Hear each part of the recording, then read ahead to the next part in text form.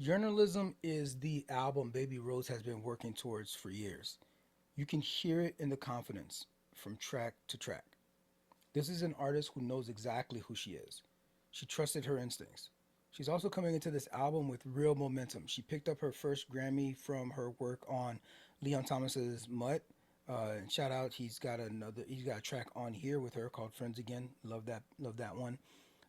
But instead of just capitalizing on that particular wave, she pretty much doubled down on what makes her unique: intentional songwriting, real collaboration, real music making, and her deep love for that analog soul sound. One thing she's talked about a lot is the idea of desire and something that is deeply human. She wanted this record to reflect growth, freedom, and learning how to be uh, generous with herself. It's a self help sort of a project that she's hoping other people can walk that path with her.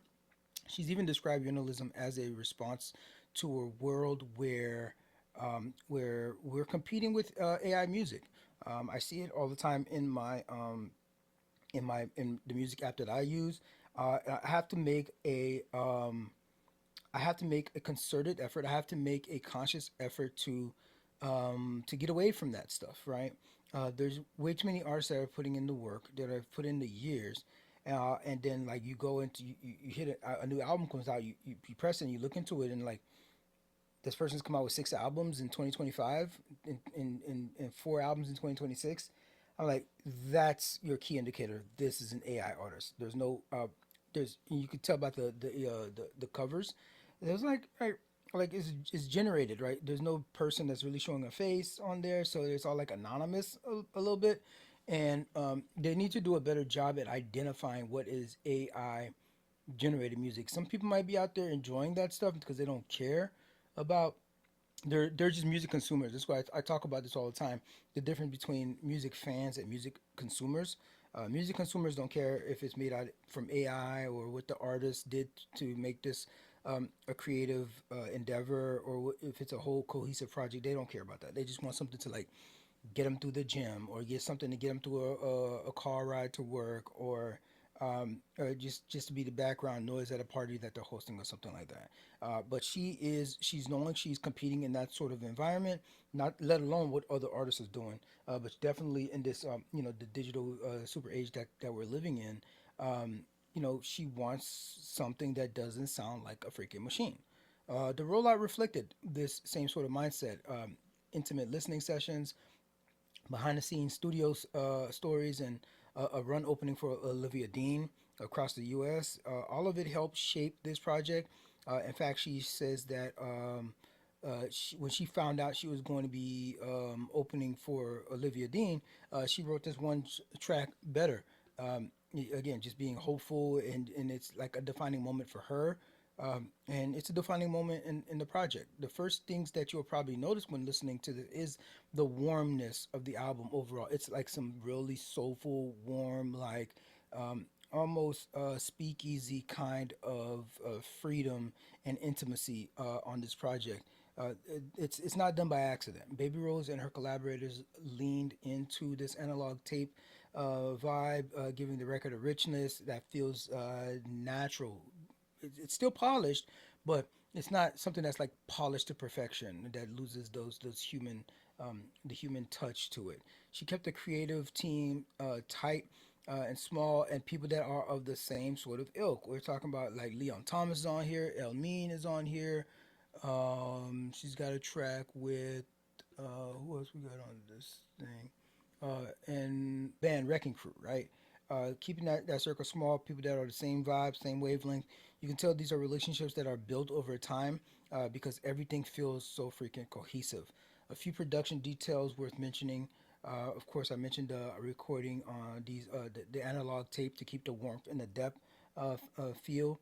Whiteboarding sessions built around themes like healing, faith, desire, memories of her mother's sunroom, even her trusted band Wrecking Crew, shaping the album from idea to finished product. Years of collaboration with artists like Bad Bad Not Good, refining the project's soulful foundation.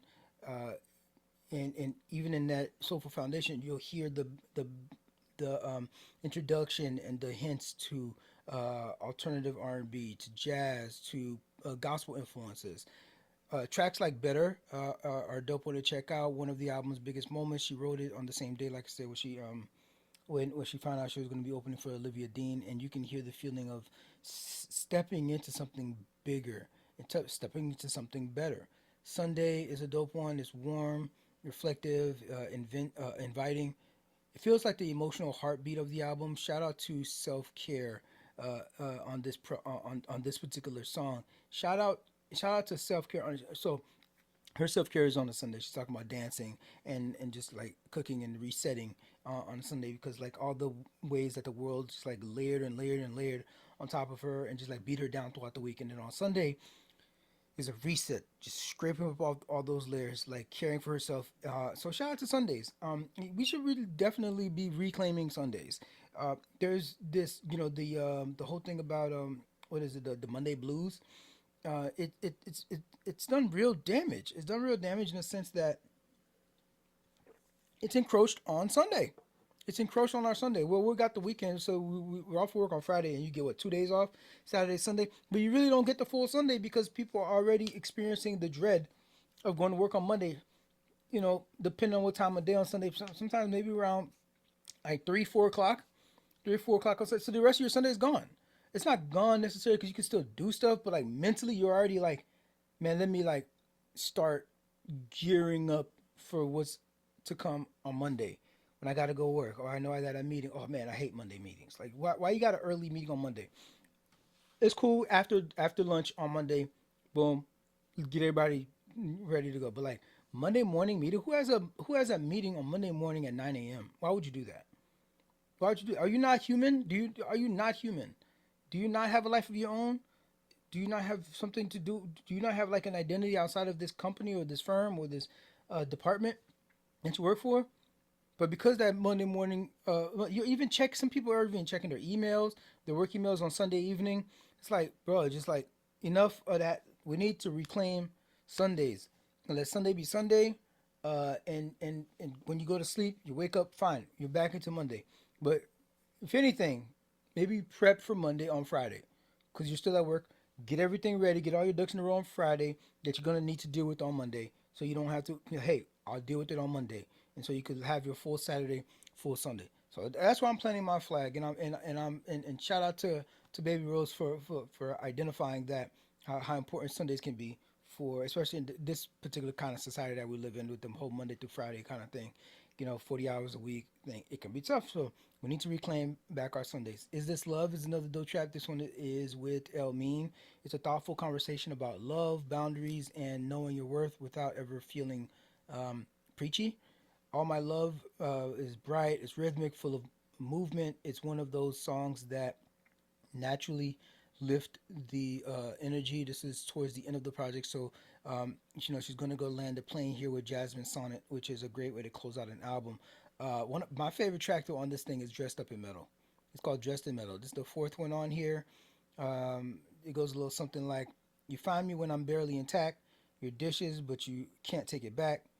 One little thing turns to two. Now it's 3 a.m. and we're right back again. Dressed up in metal. Can't seem to let go. Dressed up in metal till the dust starts to settle. It'd be funny if it wasn't so sad. All this armor that I keep on my back. My little thing turns to two. Now it's 3 a.m. on high horses again." So I love the way she like plays with the vocabulary there, right? My little thing, which is one, turns to two. So it's like two little things. Like, oh, first I stop. I have this one little thing I want to talk about. Then you're in those conversations that's like, hey, let's have a an adult conversation about this little thing. And next thing you know, you're arguing. Next thing you know, you're getting defensive. That's why it's dressed up in metal. You're defensive. You have the same defense that you put up all the time. You're back at it again. Now it from one little thing turns to two, turns to three. But the way she plays with the word there is like she uses that to go into 3 a.m. It's like now it's 3 o'clock in the morning. We're still arguing about this thing. We're still going back and forth about this thing, right? Dressed up in metal, can't seem to let go. I can't stand to see you go or to walk away. I can't stand to see you go. And I too, I'm just like, I can't just walk away. I can't just let this go, right? I can't stay here at seas, heavens helping my arms. Two ships passing in the night, having a conversation, not really connecting, not really finding resolutions, not really resolved, not being solution oriented, and also I just feel lost at sea. Feel lost at sea, like drowning, like but heavens helping my arms stay afloat. Somehow I'm staying afloat. Is just a struggle for life, a struggle to breathe. Uh, and imagine that you're lost at sea and you're dressed up in metal. That's heavy. That's heavy stuff, right? Um, but it's self awareness to be like, I see where I can get defensive. I see where I'm letting my own issues get in the way of progress here. My one little thing turns to two. Now it's 3 a.m. and we're still dressed up in metals. Journalism is Baby Rose at her most confident. It's building on analog warmth, trusting collaborators, and clear commitment to making music that feels honest, lived in, and unmistakably human. Nothing about this record feels accidental. Every texture, every vocal choice, every moment of restraint, every moment of release, it carries intention. Soul music is no longer subversive and understated. It may have had that, but they're having a whole. There's a renaissance in soul music. There's a whole renaissance in soul music right now, and Baby Rose talks about feeling proud to be part of this renaissance of this revival of soul music. It's it's it's demanding space. Leon Thomas songwriting, he folds jazz phrasing into modern R&B. You have Ray. I featured her. She's bending genres into something sharp and emotionally exposed. Olivia Dean, whose clarity and warmth hint back to like the descendants of classic British soul. The British are freaking crushing right now in this genre. Anaya, I featured her last week, and she's telling these stories that are raw and almost intrusive. Elmin, his voice just carries this aching, elastic quality that makes you feel like soul music is just timeless. It's not. It's like almost. I remember having the feeling of like back in the day was like, dang, it's too bad. Like the oldies that I love, to listen to oldies, the oldie station, they're like, don't nobody come out with a new track. Like all these oldies, but it wouldn't be a. I was like, it wouldn't be a new. It wouldn't be oldies anymore because it's new, right? But what I was really missing is the soulness of it, is the style of the music making, the topics and the issues that they cover, the sound of the voice.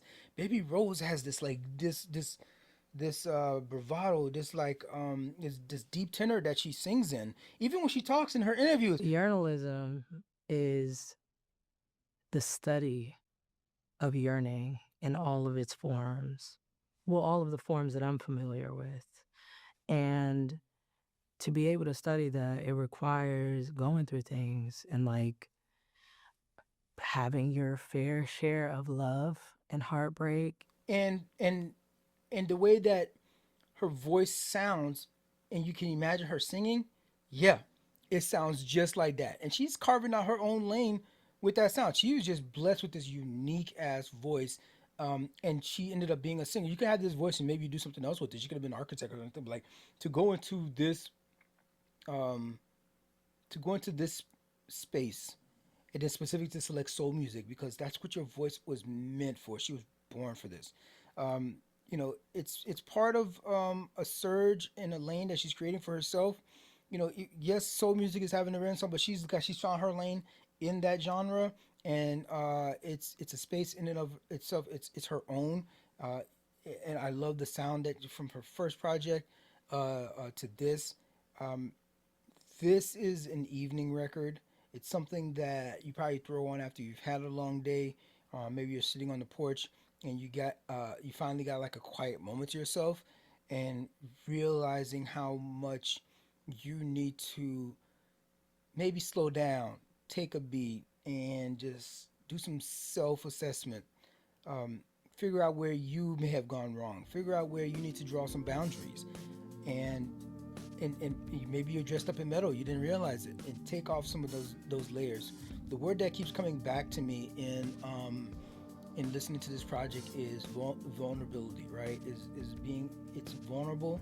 It's asked for you to be vulnerable and to be okay in that space. This is soulful. It's deeply human. Baby Rose has said that she hopes these songs create space for um, more thoughtful conversations, more connected conversations where we're not just talking about surface level stuff. She wants to create a space of reflection, so make sure you're in a place where you can like absorb that sort of vibe, that sort of energy, and have some maybe a renaissance of your own. It comes through the best when you listen to it from front to end. You feel the care, you feel the craft, you feel the lived experience behind every note.